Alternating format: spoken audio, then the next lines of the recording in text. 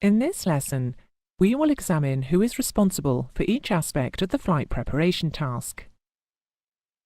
Although it is the operator's responsibility to ensure that both an operational flight plan is completed and also an air traffic services flight plan is submitted, the remainder of the responsibilities for flight preparation rest with the aeroplane commander. Generally, of course, the PIC's preparatory task is to ensure the aeroplane can complete the proposed flight safely and efficiently. He is also required to keep a log of the journey. Here are his preparatory tasks in detail. Firstly, he must ensure the aircraft is airworthy and complies with both the Configuration Deviation List, CDL, and the Minimum Equipment List, MEL. Secondly, he must ensure all documentation is appropriate and limitations complied with. Thirdly, that the mass and balance and performance of the aircraft allows for a safe flight. And finally, here is a summary of the PIC's responsibilities in terms of pre-flight preparation.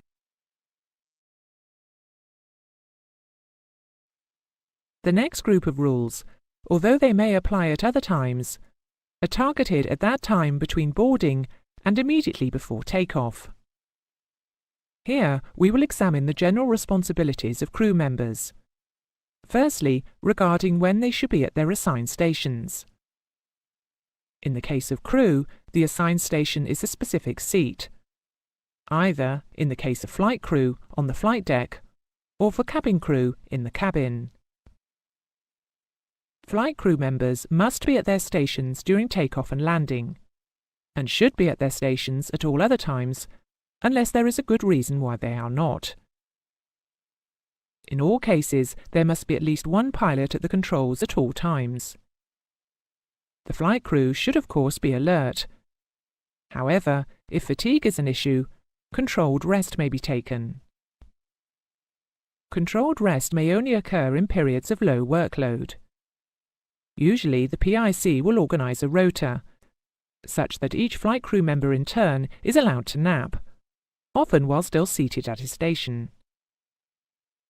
When seated, each flight crew member must have his safety belt secured. Additionally, for takeoff, landing, or whenever the commander deems it necessary, he must also have his harness secured.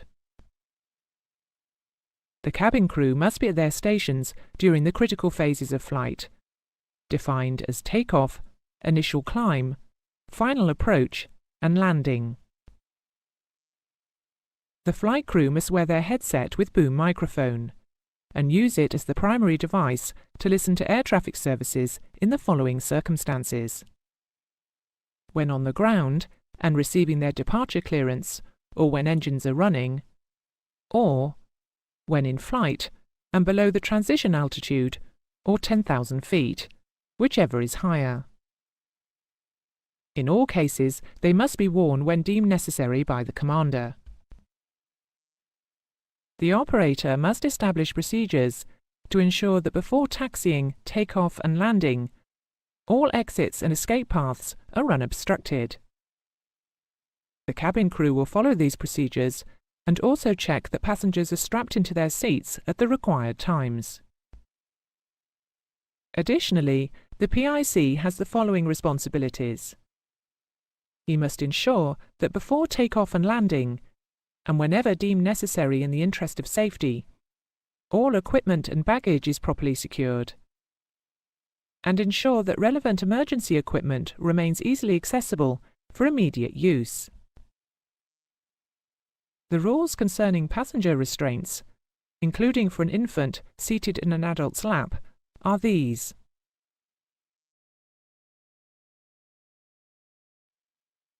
Finally, in this pre-takeoff section, are the rules regarding smoking. Again, they are self-evident, so here they are.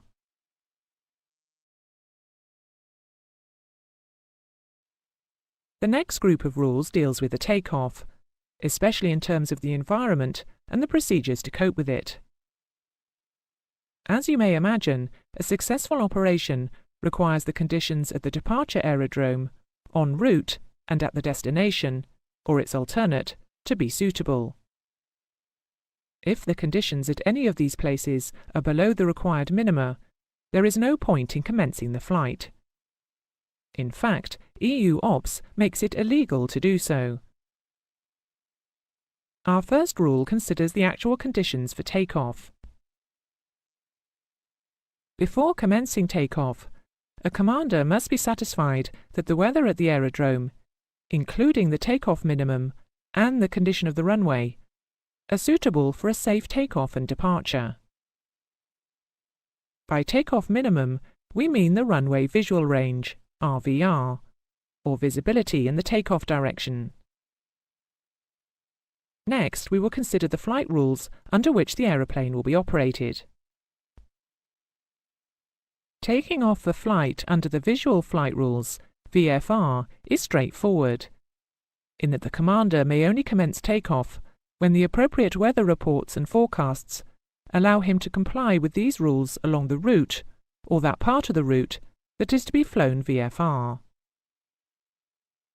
For instrument flight rules, IFR flight, the requirement is that the expected weather conditions at the time of arrival at the destination and/or required alternate aerodrome or aerodromes are at or above the Planning Aerodrome Operating Minima, AOM. Thereafter, he may only continue towards the planned destination aerodrome when the latest information available indicates that at the expected time of arrival, the weather conditions at the destination, or at least one destination alternate, are at or above the planning minima. Additionally, the commander must fly at least at the minimum flight altitudes, MFA, established for the route. Next, we will examine the effects of ice and other contaminants on the planned operation.